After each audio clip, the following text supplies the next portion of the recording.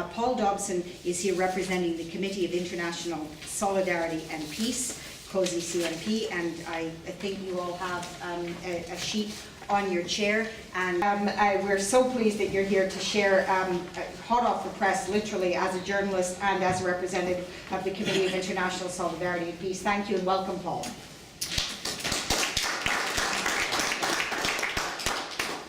Well, thank you everyone for coming down tonight. Before I get started on what I want to say, there's somebody missing from the podium here tonight.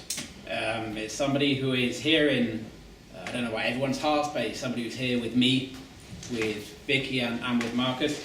And I'm of the opinion this person needs a symbolic representation here. They can't be here in person, but they need a symbolic representation here on the platform with us. So I'd like to bring Chavez to the platform tonight, please.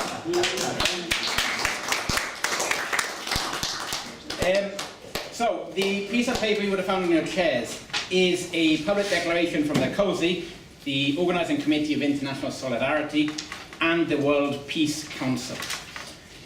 Now, they have released this public declaration, which is circling hundreds of social movements and political groups across the globe at the moment, all in favour of peace, of resolving problems through talking, through democracy, because tomorrow, on the 1st of September, as Marcus explained, the Venezuelan opposition have called not a rally in Caracas, not a march in Caracas, not a protest, a takeover of Caracas. But not just a takeover of Caracas, a pacific takeover of Caracas, a peaceful takeover of Caracas. We in Venezuela have experience of their peaceful takeovers. We know what that means. It doesn't normally mean it's going to be anything peaceful. Please read this document when you have time. In the third paragraph of the document, you'll see it makes reference to the executive order of President Peace Prize winning Mr. Obama, President Obama. The executive order passed and renewed by President Obama this March. This executive order declares Venezuela to be a threat to the US national security. This was an order which was passed last year, and this year was renewed by Obama. So I just want to talk briefly about this executive order. You may have heard something about this and so, but what I want to talk about is, what does this mean? What are the consequences of this executive order? Because it's not insignificant. It's not insignificant. What other countries has the US in the last 10 years, just to narrow the window, declared to be a threat to its national security? Syria, Libya, Iraq, and so on, and so on, and so on. What has frequently happened to these countries a couple of years after they've been declared a threat to US national security? Invasions, bombing, infiltration campaigns, instigated civil wars. Okay? This executive order is a precursor, opening up a legal framework through which the US government can, in the future, when the conditions are right, take more extreme measures against, whether you like them or not, a democratically elected government in Venezuela, a constitutional government in Venezuela, elected in by a majority of Venezuelans in what is declared to be one of the most transparent and free electoral processes in the world. No? Who elected in Theresa May into 10 Downing Street? No? She wasn't elected in by anyone at the moment. Let's see, make a comparison between the voting processes. No? Why have they described Venezuela as a threat? Well, they have their geostrategic reasons for of interest in Venezuela, of which I think everyone is fairly aware. But there are certain reasons why they've declared Venezuela to be a threat to their security. Not because Venezuela has nuclear bombs, which just up the road we have here.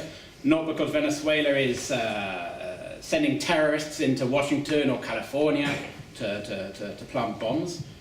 Not because Venezuela is infiltrating US politics or as I say, accuse the Russians to be doing. I don't know if it's true or not, I suspect not, but infiltrating US politics and intervening. No. They've declared Venezuela to be a threat because of the example that Venezuela is posing to the American people. The social progress that Venezuela has made in the last 17 years does make them a threat to the US political elite, just as Cuba was a threat to the US political elite, and other examples of progressive governments where people are making genuine advances, not without problems, of course, but genuine advances. They are threats to the political elite in the White House. So what are some of the social advances that we've seen in Venezuela? And here I talk very much from first-hand experience. So I've lived in Venezuela for 10 years. I've benefited from all of the social gains. I've also seen and suffered from a lot of the problems that have been created first-hand. Marcus mentioned the housing program. 1.4 million is it now? It was 1.3 million last time I looked, but it goes up every month. The houses are... Right now I have 1,107,504. There we go. In 4 years. This is phenomenal. This is phenomenal. And they had 200 houses refurbished this year. Okay, as well. 200,000. As well. No? Additional. This is phenomenal. Okay. The schooling system. Schooling system has been massified. Schools have been built in areas where previously children had to travel an hour to get to their local school. Schools have been built in very isolated communities, villages. Schooling is free. Textbooks are given for free. There are programs where parents can access subsidized school uniforms and textbooks and pens and rulers and bags and all the equipment that children might need. They're giving in laptops to children for free, so children can start to learn to use computers at the youngest ages. This is phenomenal. The health sector, very similar. Hospitals have been built in isolated areas of the country which never had any sort of medical attention before. Hospitals, often GP clinics, but often more advanced hospitals, are being built in overcrowded sectors of the cities, urban sectors, where you had one hospital for a couple of 100,000 residents. The transformation in the infrastructure, the transport network, the genuinely public bus routes which have been set up, the free cable cars, taking people right up the hill to their houses and back down to their workplaces every day, eliminating a 2-hour bus journey around the side of the mountain. This has changed people's lives. The workplace controls, which is an ongoing battle in Venezuela, but which great advances have been made, is something that is worth looking into, worth reading about, worth learning about. The organic labor law in Venezuela, which was signed in by President Chavez shortly before he died, grants extensive maternity pay, grants paternity pay, grants workplace immobility, guarantees the right to trade union organization, and a whole range of other reforms making the life of the working class in Venezuela concretely better. We don't have time, unfortunately, to go into the gains for women, for the indigenous sectors, for the youth, for the cultural sectors. Cultural workers have now been recognized as workers in Venezuela. They have the right to a pension and social security payments like any other industrial worker or rural worker. A cultural worker. This is something new in Venezuela, and this has changed their lives. Popular power movements. Communities have been encouraged to organize themselves. Communes, workers' councils, women's groups, pressure groups, peace groups, green groups. They're organizing themselves, and they have a structure. The state will listen to them. The government will open their doors to them. The electoral gains that Venezuela has seen in the last 17 years are some of the most astounding as well. Participation in Venezuelan elections rarely goes below 80%. The electoral register has more than tripled in the last 20 years.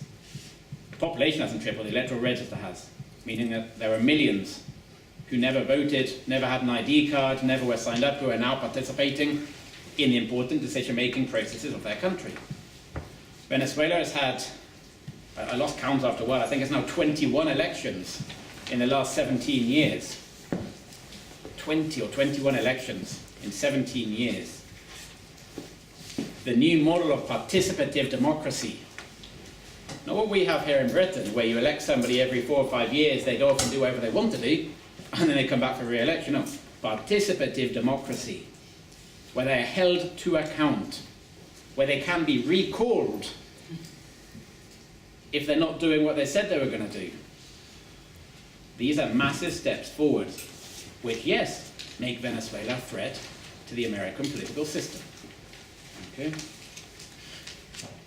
If we're talking about threats, I just want to briefly, and I'll finish on this, I think the question and answer will be more interesting, briefly mention some of my personal experiences of these peaceful takeovers which the opposition have done in the past in Venezuela. Talking about threats.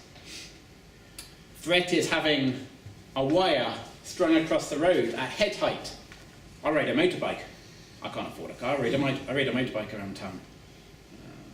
Much to the, I ride a motorbike. And during the street protests of 2014, which we in Venezuela call the Guarimbas, which was a clear, organised attempt to overthrow the government, no?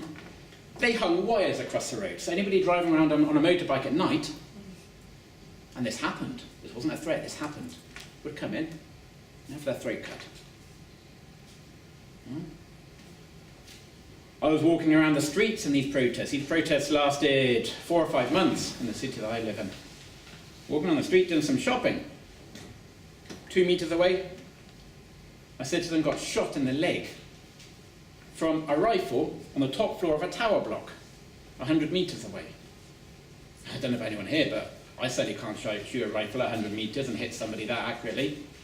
Or somebody who's been trained how to shoot. In the community I live in, I had to leave my house because those who were anti-government in the community, those who were organising these street protests, which were not a mass action of people reclaiming problems. This was a minority which took over communities. In my community there's 400 houses. There were 5 people who put up the barricades and started charging people to come in and out of their community. They had to pay to bring their car in. These people know where I live, and I had to leave my house. My life was under threat. This is a threat. So when the Americans talk about threats, I think we should reflect on what they're talking about. Threat to me is a country which can harbour a terrorist like Posada Carillas, a Venezuelan Cuban who was responsible for the downing of the flight 455 in 1976, causing hundreds of deaths. A man who was hunted by Interpol on a red alert, who lived freely in Miami, who the Americans will not take to trial or extradite. No?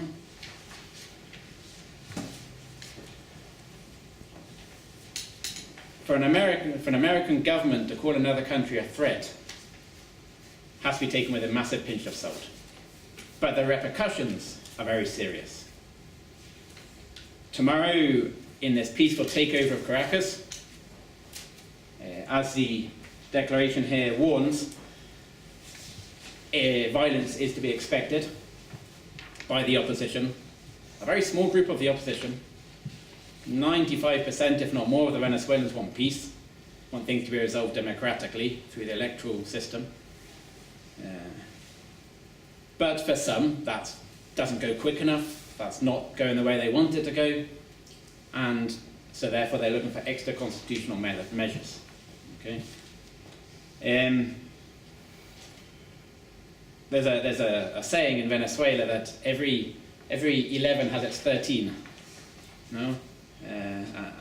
This refers back to 2002, when on the 11th of April, opposition forces successfully kidnapped President Chavez, flew him out of the presidential palace in a coup d'etat, only for this coup d'etat to last 24 hours, and through popular support, him to be brought back and reinstated as president, legitimate president of the country, on the 13th of April.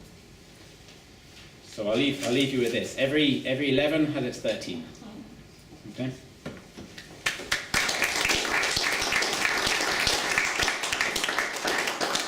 So Paul's thrown you quite a challenge. He said that he thinks the questions will be more interesting. Well, let's find out Hopefully. what you've got up your sleeve. So I'll take them in batches of 3. If they're, I